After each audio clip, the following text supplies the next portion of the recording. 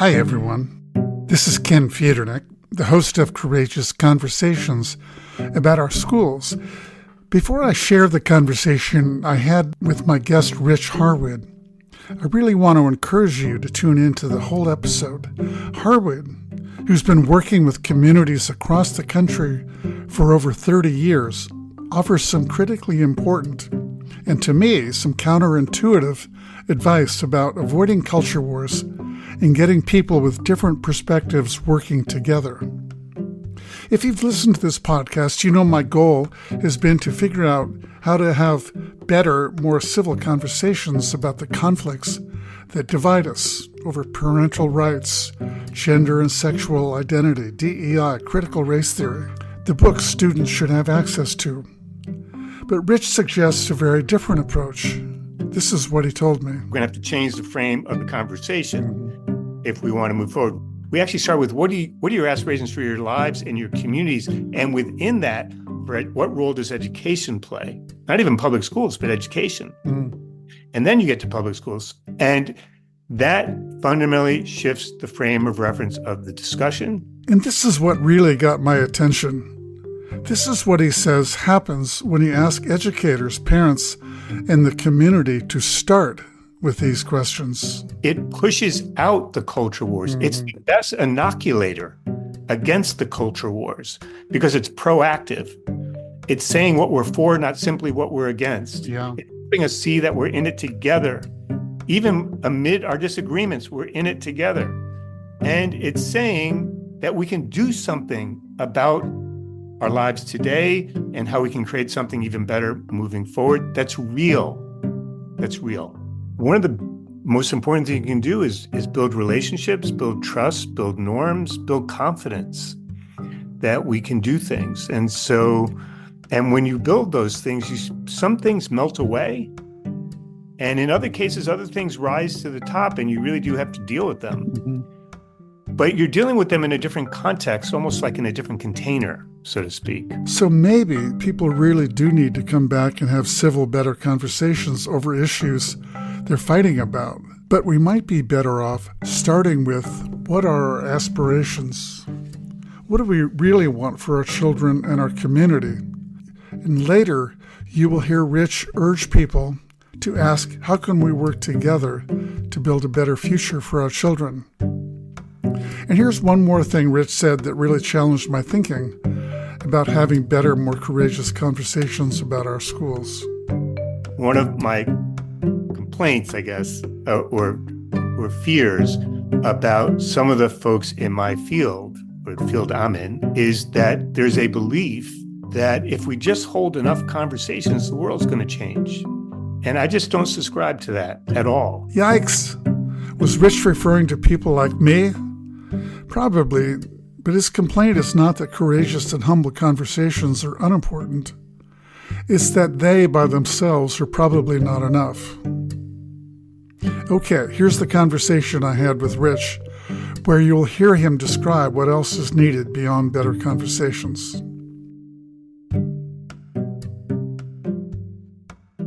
My guest today is Rich Harwood. Rich is the founder of the Harwood Institute, an organization that helps communities create more equitable, just, inclusive paths forward. Rich is also the author of several books, like the one titled Unleashed, A Proven Way Communities Can Spread Change and Make Hope Real for All. There are now, in these divided times, a great number of organizations with similar missions. But Rich Harwood and the Harwood Institute have been doing this for over 30 years, which is longer than some of our listeners have been alive. You've been doing this a long time, Rich. So in this conversation, we don't really need to turn down the volume or to avoid political pitfalls, because that's what Rich and his colleagues are really good at. It's what they help divided communities do, which is why I wanted him to join us on this show. I wanted to learn about the dynamics that are contributing to the divides surrounding our schools and divides that sometimes escalate into full-blown culture wars, and how we can make hope real for students and for people who care about our schools. Rich, welcome to Courageous Conversations. Ken, thanks so much for having me. I want you to tell our listeners about the Harwood Institute, but first let me just jump right in and have you talk about what's happening in our country and whether the polarization that's going on is going to get worse with the upcoming national election, and whether you think there's any room for hope in these really divided times. Well, first, I think there's an enormous space for hope in these divided times. I'm engaged in this national campaign called Enough Time to Build, where I'm going across the country and speaking. And we're probably the only campaign of national campaigns. Usually campaigns only go to their strongholds, red or blue states, right? Or they go to those places where they can, quote unquote, pick off the small sliver of undivided voters that they want. And this campaign that we're doing has been invited to every part of the political spectrum in this country. I've been in Matt Gaetz's congressional district in Pensacola. I've been in Ken Buck's congressional district in Colorado, Jim Jordan's congressional district, the co-founder of the Freedom Caucus in Ohio. I've been to Fresno. I've been to Flint. I've been to Jackson. I've been to Alamance County, North Carolina. I'm going to Selma, Alabama in August. I'm going to 3 stops in Pennsylvania, one of the biggest battleground states in the country, in October. In October. So, and here's what I've learned. I already knew it, but as you know, there's one thing to know it, and then there's another thing to come to know it in your bones again, right? There's nothing that replaces the experience of it. And everywhere I go, regardless of who people vote for, they're responding to this campaign. And it's not because they like the name of our campaign or because maybe I'm a decent speaker. It's because what we're talking about. And we're saying, more divisive politics is not going to help us move forward. And instead, we need a new civic path in the country where we come together and figure out what we can agree on amid real differences, how we can get in motion and start to take action, and how we can start to build together again and restore our sense of belief in ourselves and one another, that we have the wherewithal, the public will, the courage, and the humility to get some stuff done that matters to us. And the response uniformly, I just spoke in Owensboro, Kentucky to 400 people. Based on voting returns, you have to assume 300 of them voted for former President Trump. I got a prolonged standing ovation. Now, why? Why? That was my question. Why did they stand up? Because the same reasons the folks in Pensacola applauded or other folks did is because people are hungry for an alternative path forward. They're exhausted. They're depleted. More than that, they're scared. They're anxious. We're suffering from an epidemic in loneliness. And people know that we can't go it alone. We need each other. We're meant to go together as human beings, and we're meant to go together in our communities. It's why we use the word community. Community means all of us, not some of us. And so I think people are really hungry for a different path forward. So you're asking me, in this time of political division, is there room for hope? Absolutely. I think there's more than room for hope. There is a hunger for hope, and not just hope, proof, concrete things that I hope we'll talk about today that demonstrate that we can move forward together, even if they're small. And I would argue they almost have to be small, because anything larger, anything too comprehensive, A, won't work, and B, won't be believed. Rich, I just recently, just in the final stages of producing a 3-part podcast about Middletown, Ohio, and some work they did with community leaders, conservative and liberal, coming together, and with a superintendent that reached out to them and said, I need your help. We need to come together. And they avoided a culture war. And the podcast I'm so excited about, because it really details what the superintendent and board did very specifically to make that happen. And when I interviewed a woman named Trudy Palmer, she's the cover story editor for the Christian Science Monitor, whose publication had run a story written by Courtney Martin about how one community in America managed to bring a culture war, stop it in its tracks. And what Trudy said was that it gives us not just hope, but credible hope, Mhm. because there were very specific things, and in some cases counterintuitive things. In this case, the superintendent, rather than fighting back against his critics and trying to defend himself and going to the newspapers, he actually stopped and invited them in to listen to them. And it changed all the dynamics because he didn't shame them, he didn't attack them, he didn't defend himself, even though he thought their accusations were completely unjustified. Yeah, it's really interesting, Ken. We actually, in our work, tend to talk not about hope, but authentic hope. Mm, And and we distinguish it from false hope. So that's one, just to build on your point. The second thing is we say, what is it? One of the questions that animated me to start the Institute 35 years ago is what engenders authentic hope, mm, right? It's not just a feeling. And particularly in this day and age now, 35 years later, there are really practical things that engender hope, right? That things like we're taking on the issues before us, people can see it, that we're having real conversations about them, that we're discerning what we can do even amid our disagreements, that we are taking small steps forward together, that we're lifting up the things that we're doing so that they become visible to us. They're no longer invisible, that we begin to build on those things over time and create a track record. Each and all of these things engender authentic hope, to your point about credible hope, mhm. right? And I think we would be wise to not simply say we want to give people hope. I think we'd be wise to make hope a verb, that we want to come together and create hope. And we need each other for that. And we can produce things or build things in order for it to happen. And I think that's actually where the action is in the country right now.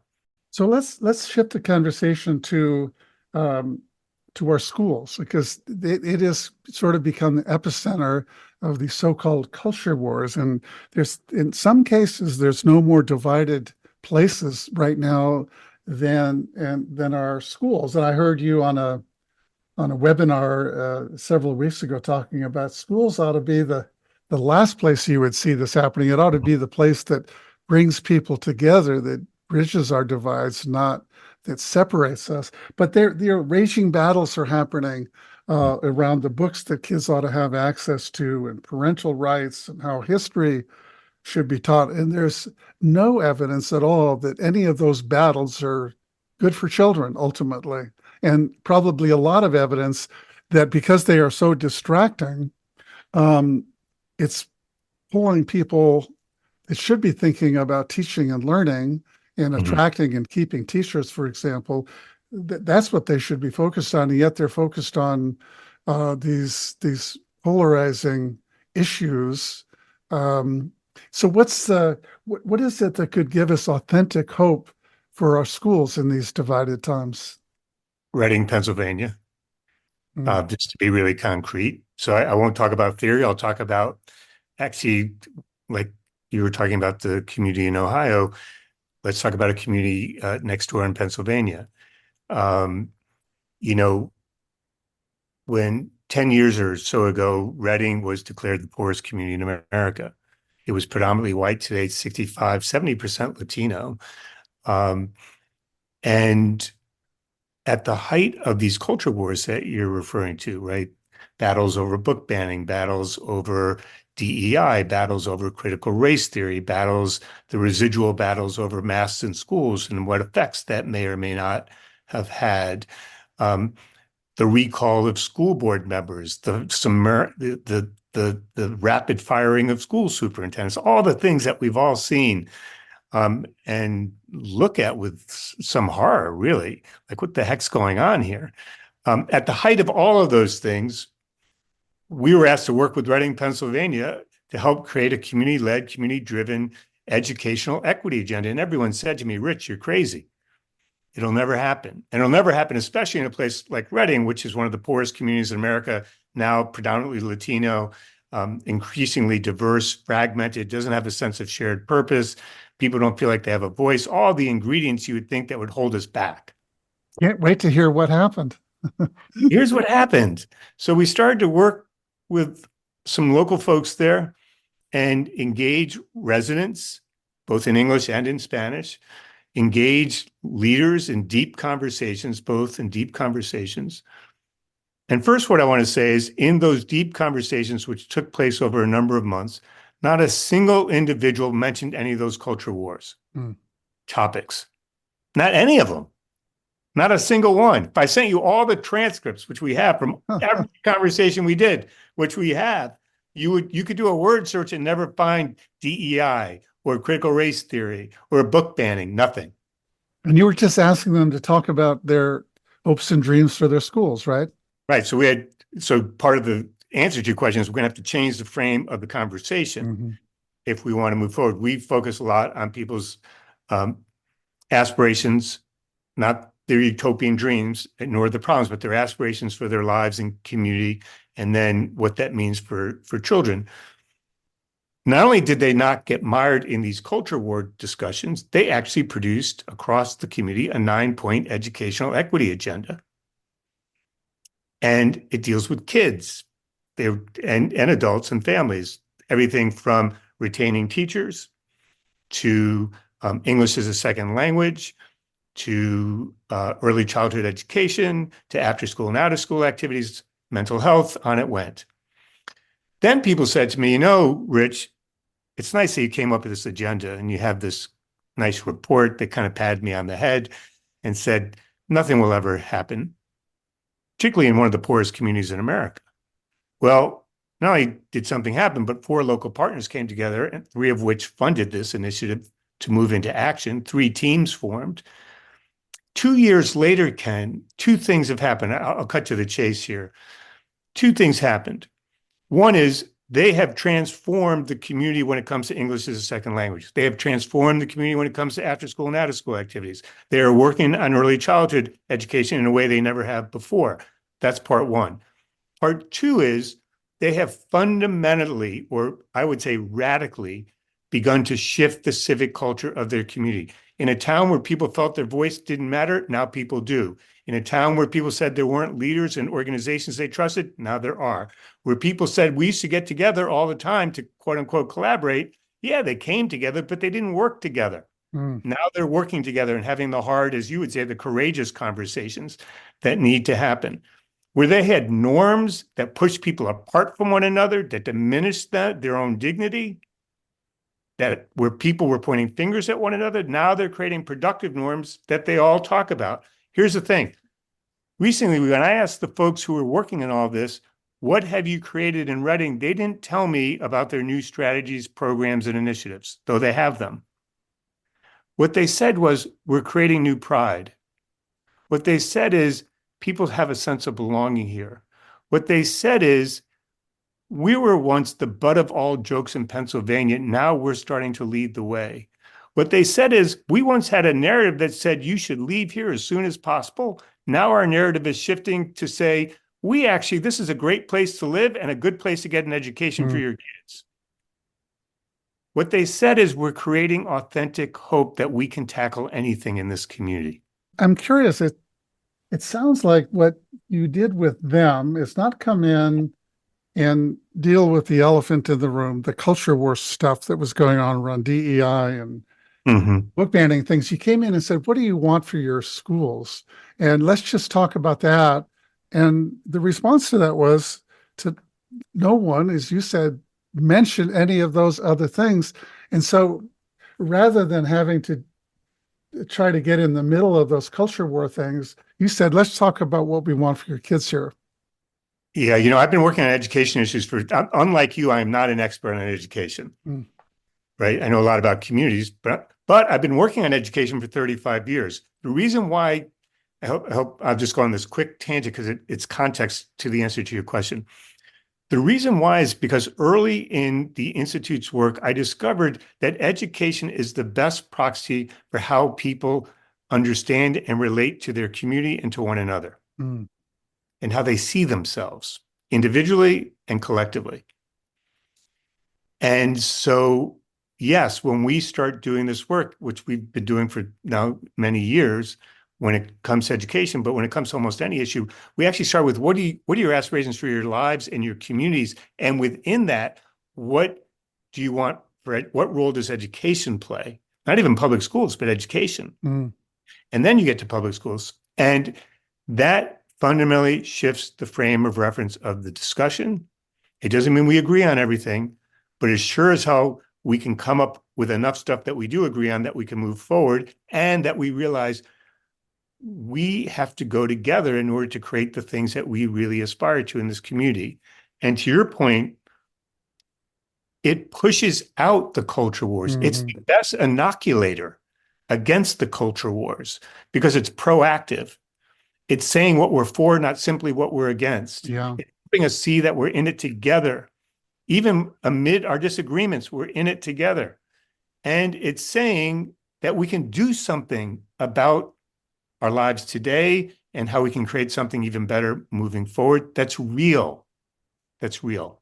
You've given me, it's really a wonderful insight, and this idea of authentic hope and pushing out the culture wars by coming in and doing something else that's more meaningful and authentic. I want to tell you about the kind of thing that has become the center of the culture wars here in California, in the county that I live in El Dorado County, and is happening elsewhere across the country. And it has to do with disputes over parental rights.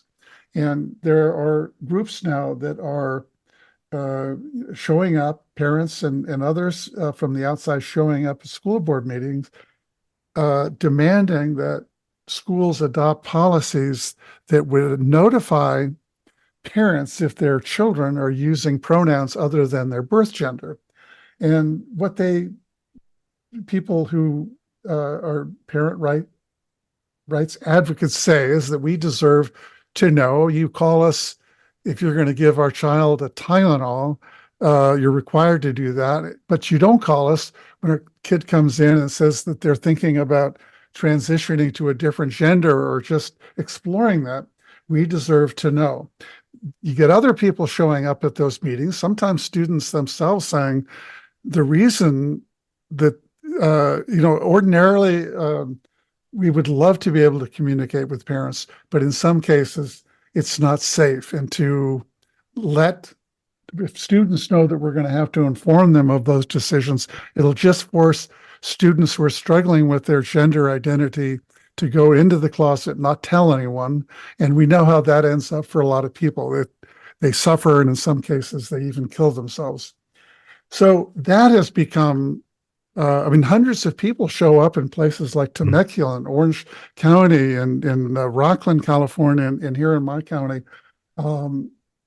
And so I'm wondering what you might do. And I just have to, as I'm thinking about what you just talked about, maybe what one could do is come in and say, we're going to put that aside for a moment. It's a really important thing, but we're going to talk about something that I think all of you will care about, which is what do you really want for your Yes. students here? And then if we need to come back to that and sort of push that out, at least tell them, at least temporarily, and then talk about these other things.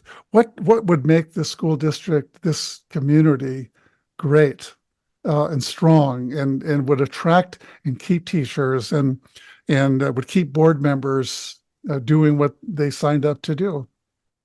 Yeah, it's really interesting. I think you're spot on. I think one of the challenges I have at times with the bridging work that's taking place across the country is that we're trying to take on the toughest issues at first and find some way forward when, if this were a family sometimes, or an organization, or I've done a lot of coaching of sports.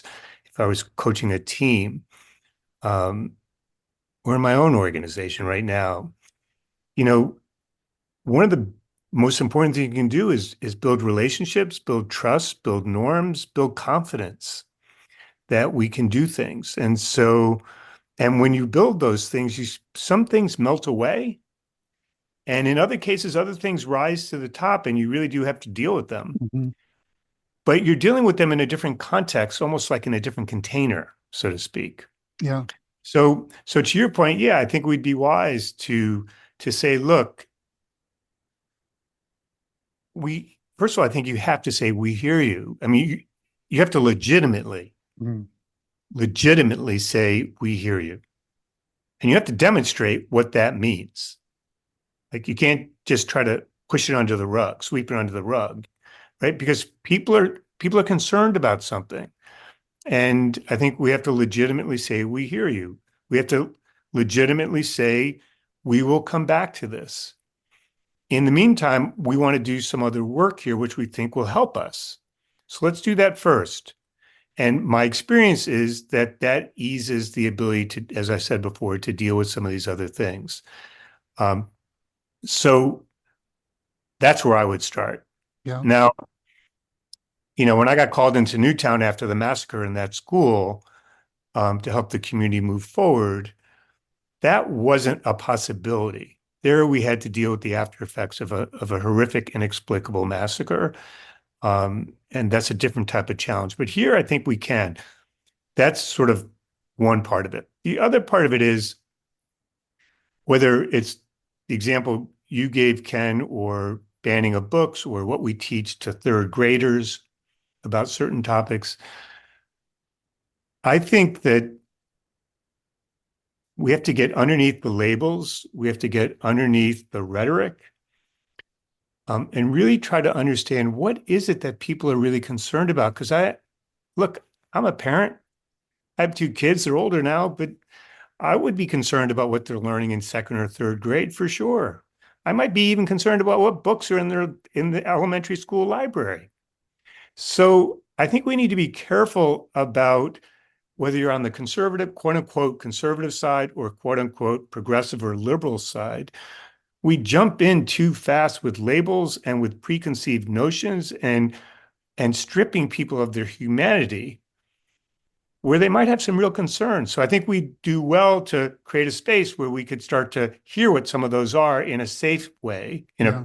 and as you would say, a courageous way, and try to see what that surfaces for us, and then see, are there some ways in which we might figure out how we can move forward? Are there some guidelines we could create, sensible guidelines? Mm-hmm. I think most people are pretty sensible. Not all, but most. The vast majority are sensible. That's been my experience now over 35 years. The vast 80, 90% of people are pretty reasonable. So what are the guidelines we might be able to come up with? And then I do think that those in leadership positions have to know that they can't be all things to all people. And we do have to make judgments, and we do have to make choices.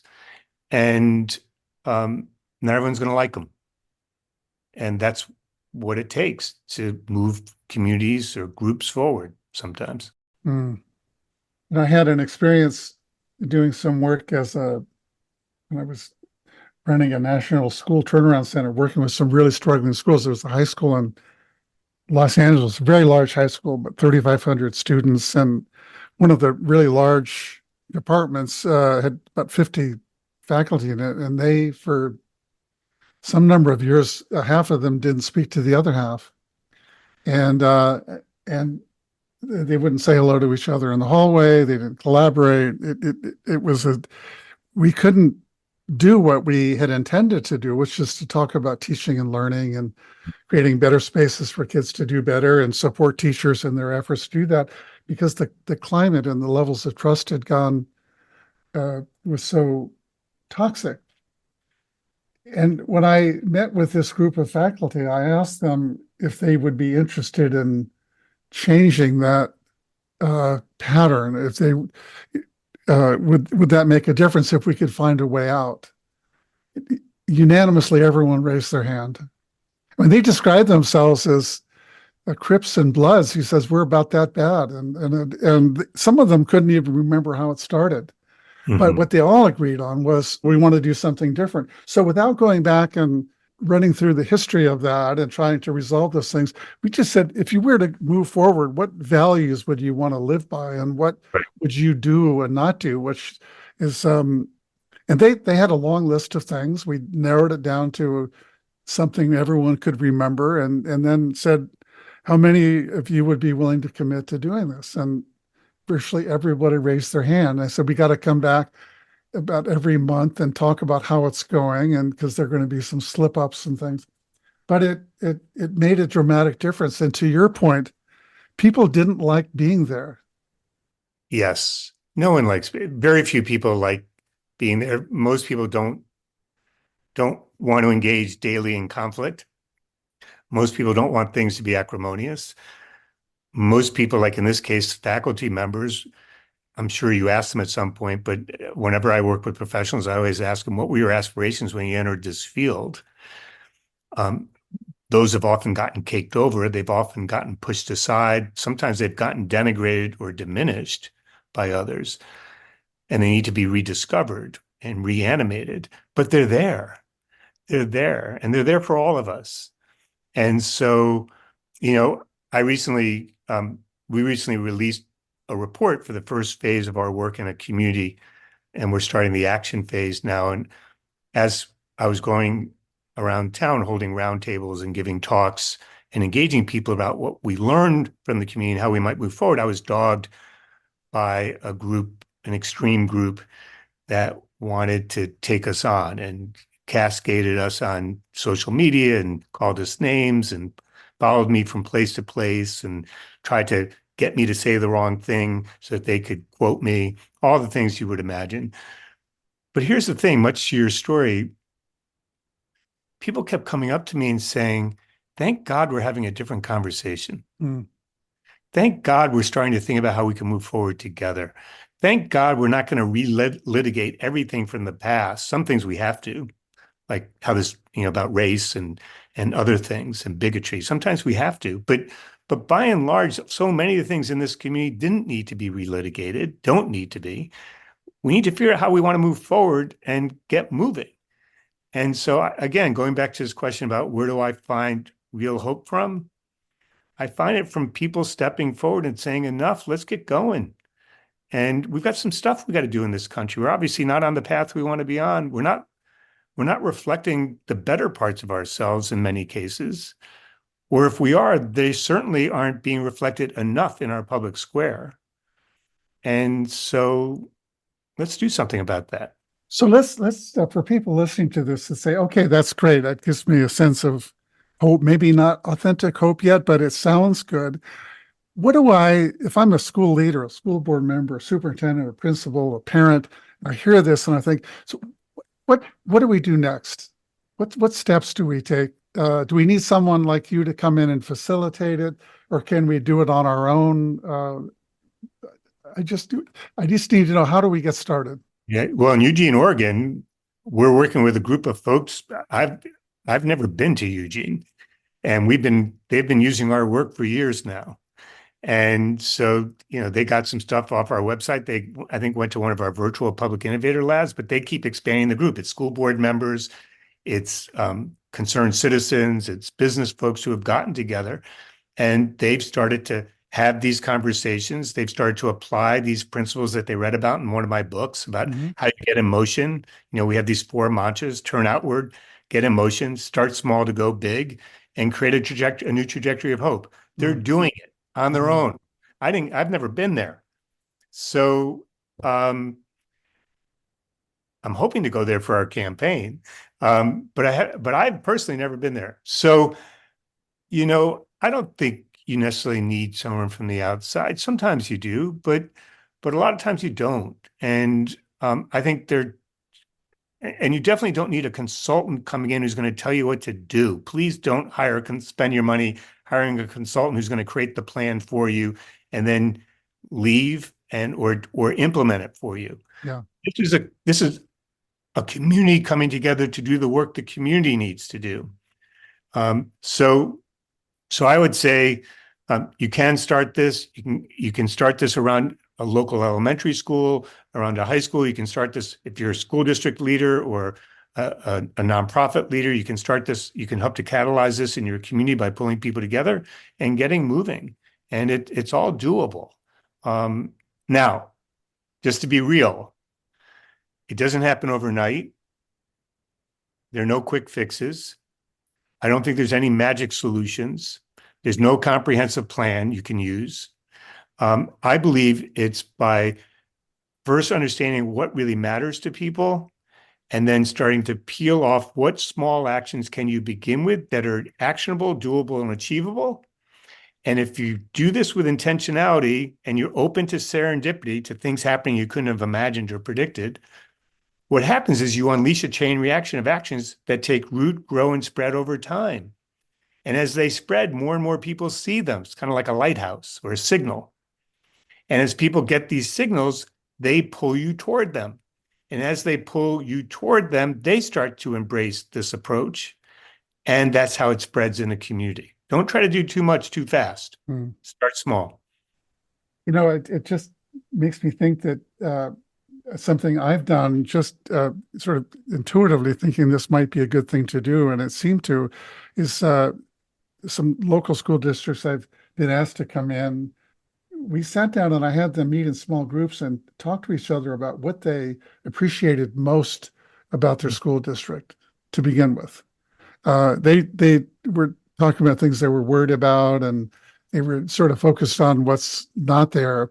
But I asked them to focus, what do you appreciate about even being part of this community? And then what are some of the things that would make this district even stronger? And they started identifying those things, and it wasn't put in negative terms. We did that for 5 hours, and they listened to each other. And at the end of it, I asked them to give me some feedback on how this went. And they said, half of them said some version of the biggest complaint we have is this didn't go on long enough. Right. It was on a Sunday.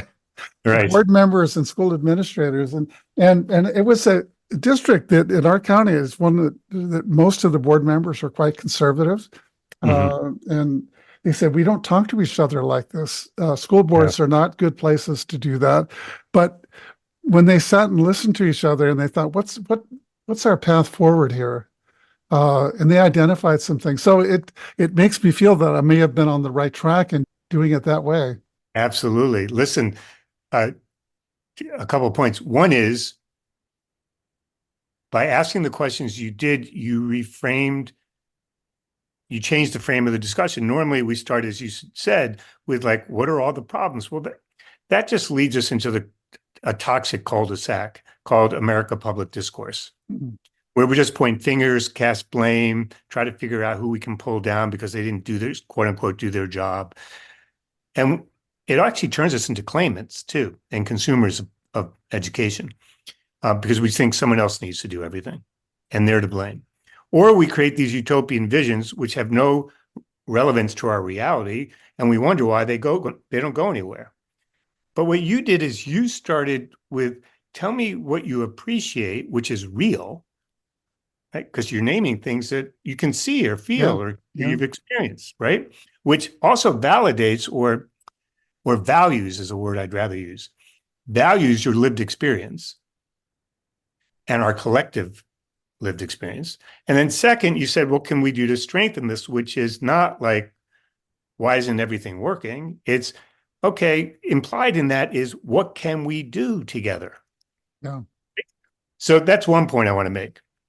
The second thing is one of my complaints, I guess, or fears about some of the folks in my field, or the field I'm in, or have been associated with, is that there's a belief that if we just hold enough conversations, the world's going to change.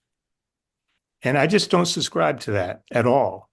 I believe that these conversations, the ones you described, or the ones that I described in Reading or in other places, they're vital because they change the frame of reference of what matters to people.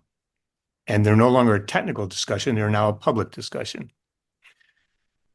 That's necessary, but it's not nearly sufficient. We have to what more is needed after that? We have to build together. Yeah. We have to do things together. To your point about credible hope, what I would call authentic hope, people need to see proof, particularly today, that we're not just talking, which is good, but that we're doing things and we're building things and we're creating things and we're achieving things, and that it's possible to do that. And so we've got to pivot from talking to action. And that's really really critical in this work.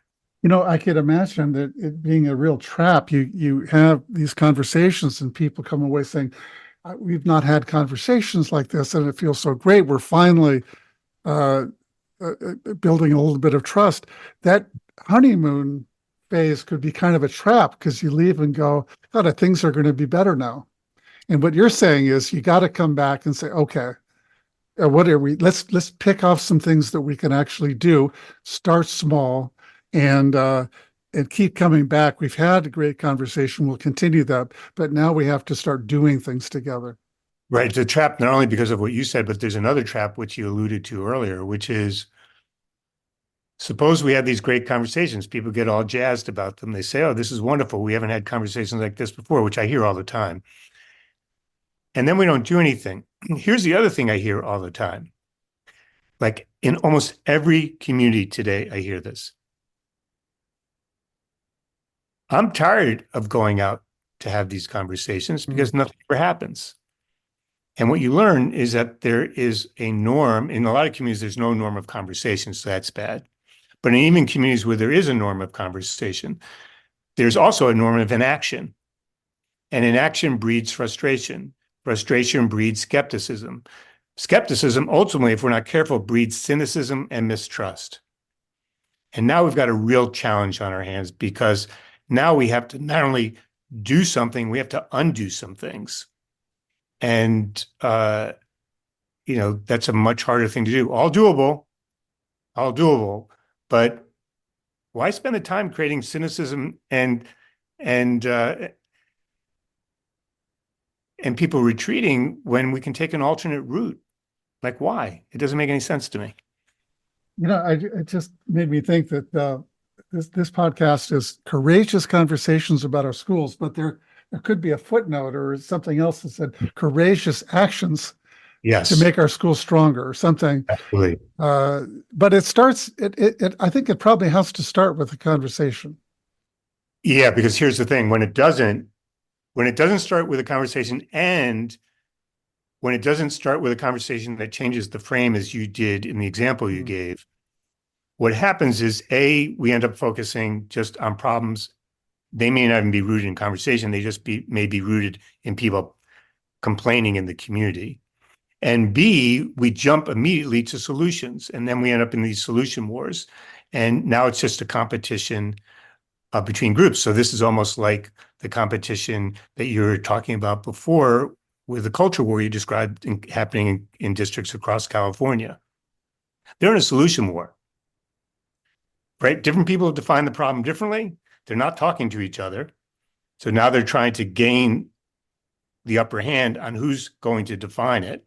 And second, now they've articulated different solutions that may or may not have any relevance to what people are actually concerned about or what they want in their community. So we're doubly going down the wrong road. So I think it's both that it has to start with a conversation, has to start with a different conversation, and then hopefully that will lead to action. Well, Rich, I'm gonna leave it there. It's been a really terrific conversation between the two of us, and I've learned some things myself, which I hope our listeners have too, about sort of how you it's sort of a jujitsu move you're talking about, is when you confront a problem is just to acknowledge it, honor it, and say it's real, but we're going to put it over here temporarily, and we're going to talk about something that we probably mostly agree on, is what do we want for our kids and our community. And Yes. let's do that, and then see if we need to come back to that. And it may be we don't really need to, because now we're, going back to the story I told you about Middletown, Ohio, the really cool thing that's happening there is not only did they avert a culture war, but as I say at the closing comments, and Courtney Martin says it beautifully, the lesson there was the dilution of the distraction, because what it enabled them to do is to focus on what may be the single greatest threat to our schools right now, which is chronic absenteeism. 45% of the kids in Middletown, and it's true across the country since the pandemic aren't showing up on a regular basis to school. And so these members of the community from the Ministerial Alliance, this group the superintendent called Positive Gossipers, working with school administrators, are going out into the community together to find out why kids aren't going to school. It has to do with, it's complicated. It's transportation, it's anxiety, it's mental health issues, it's poverty, it's homelessness. But they're not approaching it from a punitive standpoint. Like, if you don't come, this is what will happen. Is how can we help figure out what you need to get your kids back in school, because we really want them there. And that wouldn't be happening if they were distracted by a messy culture war. But they're not distracted by that anymore, and they're working on this together. Yeah, that's a great story. It's so much easier to get entangled in distractions because they don't ask anything of us, really. Mm. They don't require anything. We don't necessarily have to lean into them. We don't have to work through anything. We don't have to make discernments. We ultimately don't really even have to make choices. And we don't have to take action in the way that we've been talking about today. But here's the thing. I think more than anything, people are looking for a sense of meaning and purpose. They may not use those words. They're looking to focus on things that matter to them and to others, and for us to find a way to prove to ourselves that we can come together and do some things, even if they're small. And so I think in this case, you're outlining a really fundamental choice we face today. Do we want to become entangled and mired in distraction, which actually undermines the very thing that we want most? Or do we want to choose a different path? And I happen to think that most of us, 80%, maybe 90%, want to choose the alternate path. We may not know exactly how to access it, and we may not exactly know what to do if we're on it, but we sure as hell know we want to be there. Yeah. And so I think our job is to find ways to get there and to move on it. I want to respond to something and run an idea by you based on what I've just heard you talking about. Is it seems to me that a community, a school district, a school could experience something of a kind of a moral vacuum or a values vacuum when people aren't talking about what they want. They're not having the right conversations. They're not looking forward. And in that vacuum, when people, we hear these stories, and I've seen it myself when teachers stay in their classrooms, they don't want to come out and collaborate. The high school I mentioned, where half of the faculty wasn't talking to the other half, that when you have that sort of vacuum, it's like a perfect opportunity for something else to replace it, something toxic and dysfunctional to come in, and then everyone can get riled up, or everyone can say, I don't want a part of it. But in thinking about what a place that hasn't yet experienced a culture war can do to prevent it from coming in, is to address that vacuum if it exists.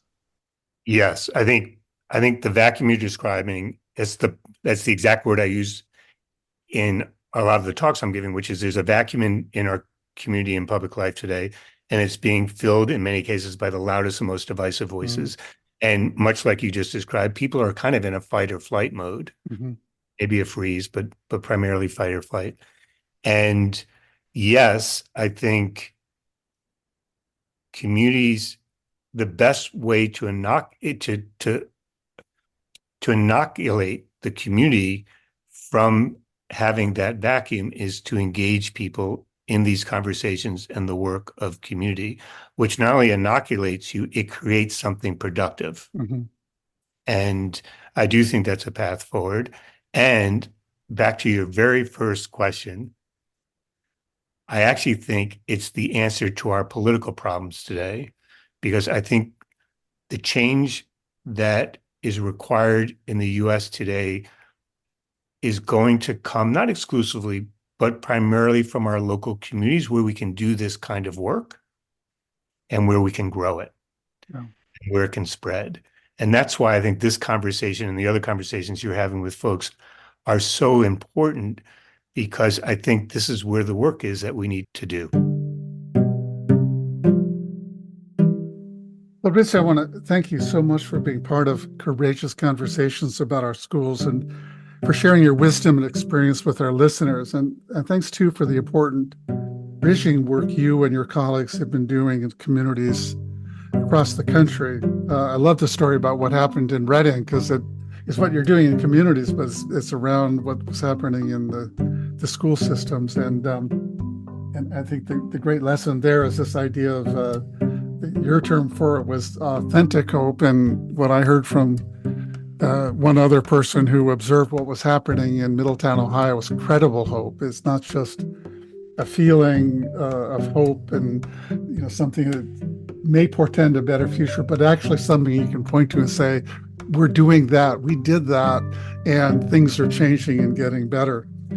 So for those listening in, you can find this and all of our episodes at schoolconversations.org, along with episode notes and links to the Harwood Institute website and other related resources. You can also find all of our episodes wherever you listen to your podcasts.